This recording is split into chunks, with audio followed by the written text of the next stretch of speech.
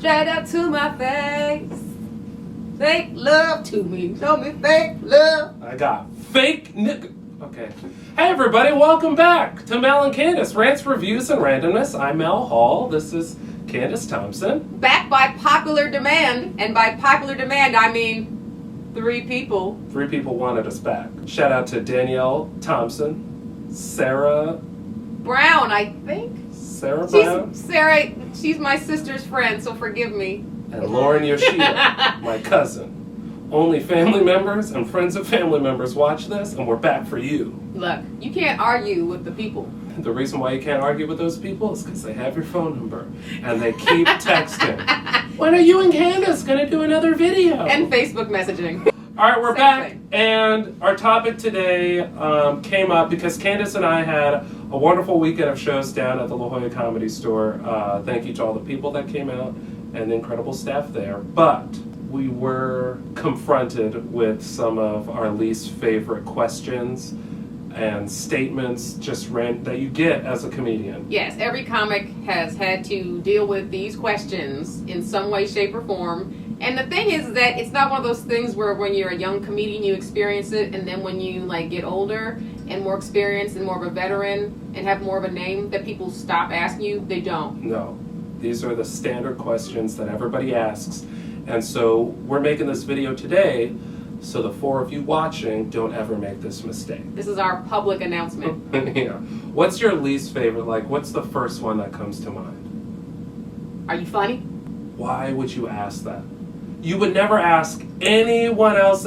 There's no other profession in the world that gets asked if they're good at their job. No. And what do you expect us to say? Yeah. Who would in their right mind would be like, no, I'm really not that funny. I'm not that good. You know the answer to that. Even if I'm not funny, I'm going to say that I am. I'm just stealing money from people. I'm not that funny at all. Right.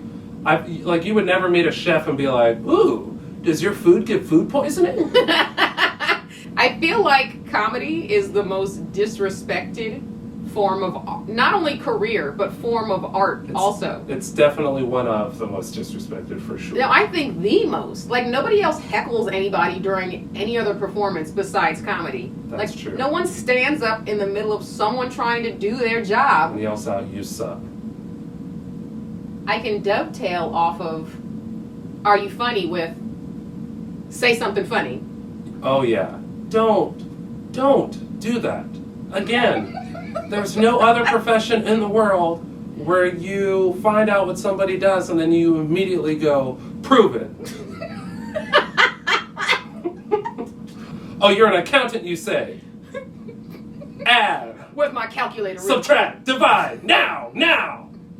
Dance, monkey, dance. Yeah. That's exactly what it is. It is more of that. I'm telling you, it's because it's a level of disrespect. You never meet a dancer and ask them to prove that they can dance. You just go, oh, wow, that's... Quick, do a pirouette turn. Yeah. Why are you threatening me right now? No, I don't want to do a pirouette turn. Quick, pop that on the handstand.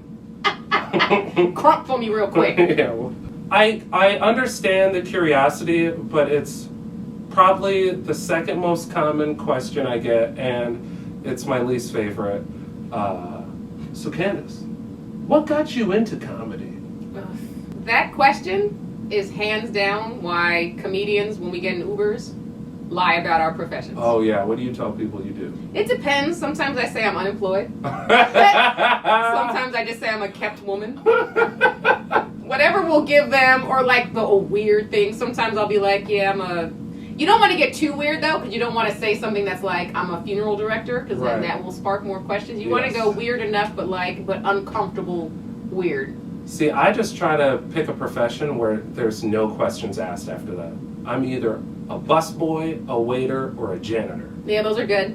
Bank teller's a good one Bank too. teller. Yeah. But I would have questions for a bank teller. You would? Yeah, I don't know, do you get annoyed when people hand you money and all of the faces aren't in the right direction, when the bills aren't in sequential order? Does that bug you? See, you're an inquisitive person, whereas me, I don't like talking to people, period. Uh-huh. So it's you tell me whatever. You could tell me you're an astronaut and I would not have any questions for you. I'm an astronaut lawyer.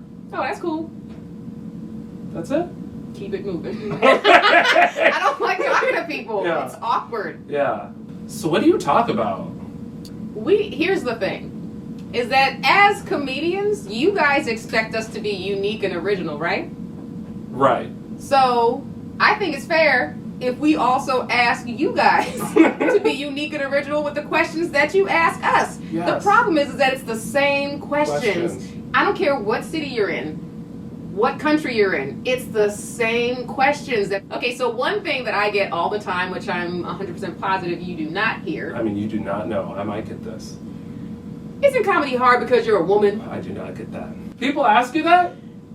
Yes, but here's the thing, Is it? that it's not hard because I'm a woman. It is more difficult, but so is life when you're a woman. So it's like, it's really no different than a woman navigating through life. As a woman, I try to, do things that Hold it down for the hopefully girls. pave the way for other chicks so that it's not as difficult. But just know that, yes, everything is harder as a woman. Everything.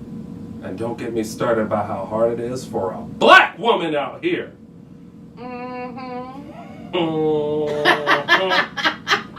Candice, this is one that we're definitely going to agree on 100%, all right?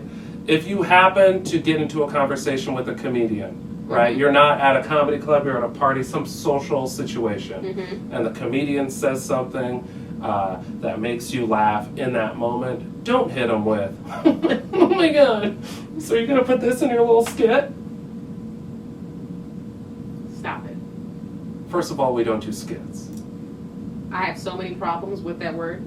Now, here's the thing, is that skit actually is a word, Yes. and it does describe a bit or a sketch, Right. but to us, it's like nails on a chalkboard.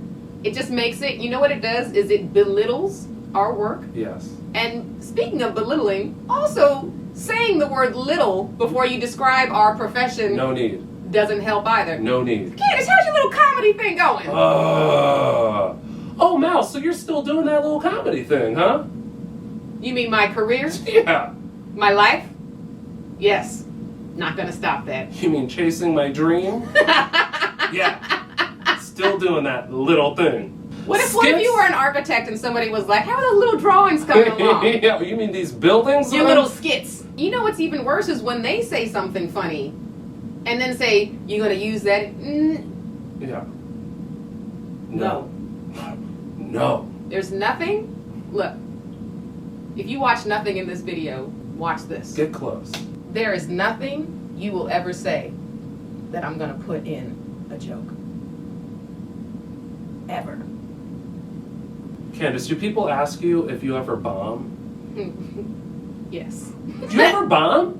What's that like? Do you ever have a bad day? If the answer is yes, then you know the answer. Except this bad day is happening in front of people who have paid money to have a better night, and now you're ruining it. So how do you think it feels? And you're making me relive something that I do not wish to relive. Yeah. Okay, another one is, don't you just make it up on the spot? Yeah. You would be surprised. I'm actually surprised at the number of people that after shows go, oh my God, how'd you think of all of that? All of what? The show. That was awesome. You just made it all up. I did? Did I? I think what people don't understand is the energy and the time that it takes to write one good joke. Yeah. 6 months to 8, 9 years. It's for one. Whoa, Mal. You're quicker Maybe than you that? should quit. Have you thought about driving Uber? It does not take that long, but it takes a long time. a while. And also jokes evolve. Like, you might have a premise and like a punch, but then let's say one of your comedy friends watches it and was like, oh, you should throw this in there, or gives it a different perspective. So a joke never dies, really. It's something that it's ongoing and can continue to grow. So we never want to fully give up on any joke.